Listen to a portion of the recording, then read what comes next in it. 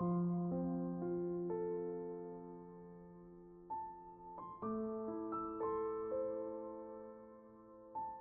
adalah kisah Zhao Zihao, seorang pengusaha sukses di Tiongkok yang mengundang seorang master feng shui untuk melihat lokasi vilanya di pinggiran kota. Suatu ketika, Zhao menghabiskan begitu banyak uang untuk membeli sebidang tanah di pinggiran kota dan membangun sebuah villa bertingkat 3. Di dalamnya terdapat kolam renang yang mengesankan, serta sebatang pohon leci yang berusia ratusan tahun di halaman belakang. Sebenarnya, dia membeli properti itu hanya karena pohon ini, karena istrinya suka sekali makan buah leci.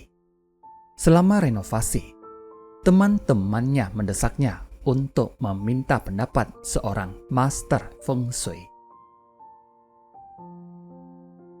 Zhao sendiri sebenarnya kurang percaya terhadap feng shui, namun cukup mengejutkan ketika dia tiba-tiba setuju untuk menghubungi seorang master feng shui dari Hong Kong.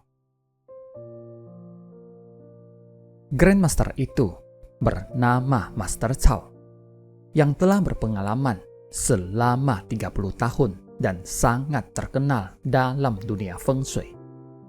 Zhao kemudian mengantar sang master untuk melihat vilanya yang terletak di daerah pinggiran kota. Sepanjang perjalanan, ketika mobil di belakang mereka mencoba menyalip, Zhao melambatkan mobilnya dan memberi jalan. Master Zhao dengan tertawa berkomentar, "Tuan Zhao, Anda benar-benar mengemudi dengan aman." Zhao pun ikut tertawa. Biasanya orang yang menyalip memiliki beberapa masalah mendesak untuk segera diurus. Jadi, kita seharusnya tidak menahannya. Sesampainya di sebuah kota kecil, jalan semakin sempit, sehingga Zhao memperlambat laju mobilnya.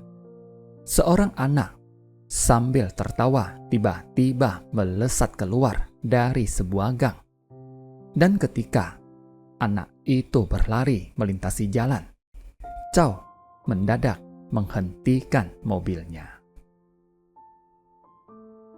Lalu dia terus menunggu sambil menatap ke mulut gang itu, seolah sedang menunggu sesuatu.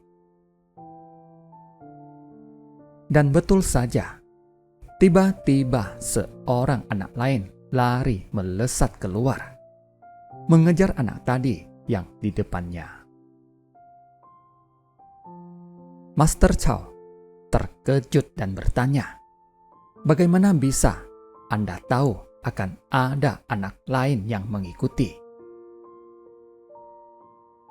Zhao mengangkat bahu dan berkata, "Sebenarnya ketika bermain, anak-anak selalu saling mengejar satu sama lain, dan tidak mungkin seorang anak yang sedang gembira seperti itu tanpa teman bermain."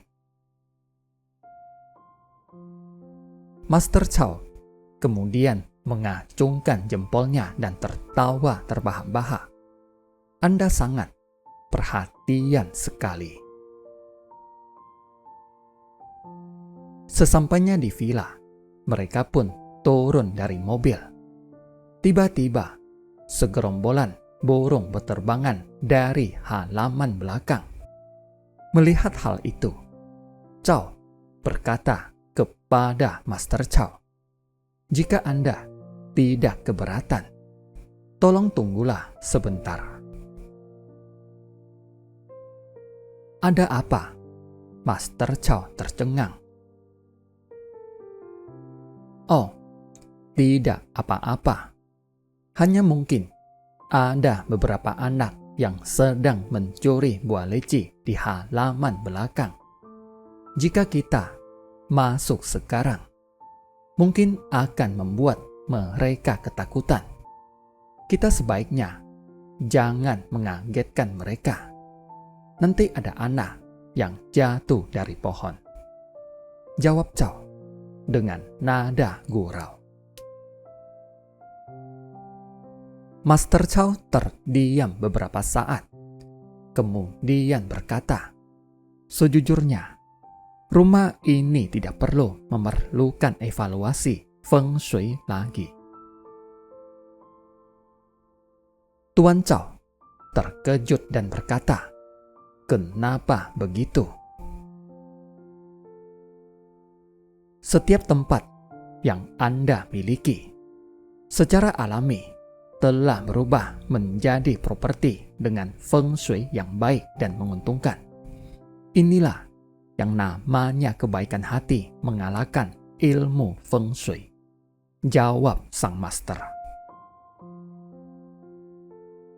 Bila pikiran dan kebaikan hati kita memprioritaskan kedamaian dan kebahagiaan orang lain, yang beruntung bukan hanya orang lain, tapi juga diri kita sendiri.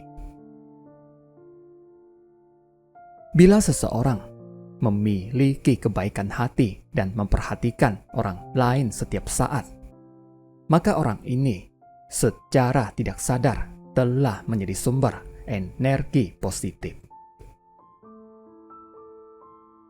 Orang yang memiliki energi positif seperti ini sebenarnya adalah orang-orang yang selalu mendahulukan segala sesuatunya untuk kepentingan orang banyak, sebelum memikirkan untuk dirinya sendiri. Ada pepatah yang mengatakan, jika kita berbuat baik, walaupun rezeki belum datang, tetapi malapetaka sudah menjauh. Jika kita berbuat jahat, walaupun malapetaka belum datang, tetapi rezeki sudah menjauh. Terima kasih, semoga bermanfaat.